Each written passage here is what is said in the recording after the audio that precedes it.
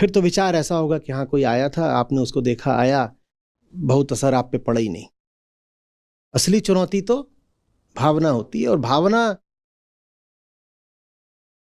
किसी छोटी मोटी लहर की तरह नहीं आती, भावना सुनामी की तरह आती है। उसके सामने खड़ा होना मुश्किल हो जाता है, चाहे वो क्रोध की भावना हो, चाहे आकर्षण हो, मोह हो, ममता हो, ईर्ष्या हो, वासना हो, भय हो। क्या होता है तब? आया और आप पता ही नहीं चला कहां उठा के पटक दिया। उसके सामने पांव डिगा के खड़े होना सीखो। ये है स्वयं को तोड़ना।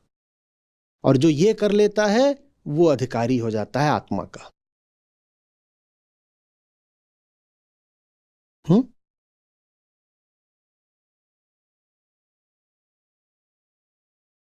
जब भावना नहीं होती तो फिर प्रेम प्रकट होता है। जब तक भावना है तब तक प्रेम के लिए कोई स्थान नहीं। भावना और प्रेम में बिल्कुल 36 का आंकड़ा है। भावुक आदमी प्रेमी नहीं हो सकता। और फिर ये हमारी परवरिश और हमारी शिक्षा और हमारी संस्कृति की बड़ी खोट है कि उसने हमें भाव में और प्रेम में अंतर करना नहीं सिखाया। ज्यादातर लोग भावना को ही प्रेम समझ बैठते हैं। प्रेम बिल्कुल अलग बात है। प्रेम का संबंध चेतना की ऊंचाई से है।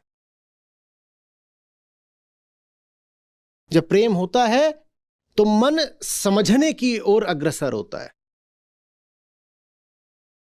प्रेम का मतलब होता है मुझे मुक्ति प्यारी है, मुझे समझ प्यारी है, मुझे विवेक प्यारा है, और मुझे वो प्यारा है जो मेरे जीवन में मुक्ति और समझ और विवेक लेकर के आता हो, मुझे उससे प्यार है। ये प्रेम है। और भाव का मतलब होता है मुझे वो चाहिए जो मुझ जानवर को जानवर ही बनाए रखे। ये भाव है। भाव तो प्रेम का दुश्मन होता है।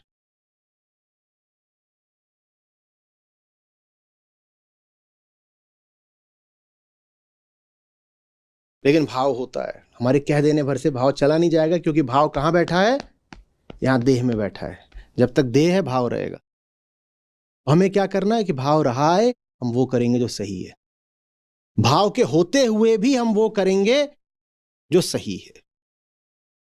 आ जाए भाव की लहर, हम बहेंगे नहीं, तो विरोध करेंगे। किसका? स्वयं का। सत्य के प्रति अविरोध माने स्वयं का विरोध। प्रणाम आचार्य जी। जी।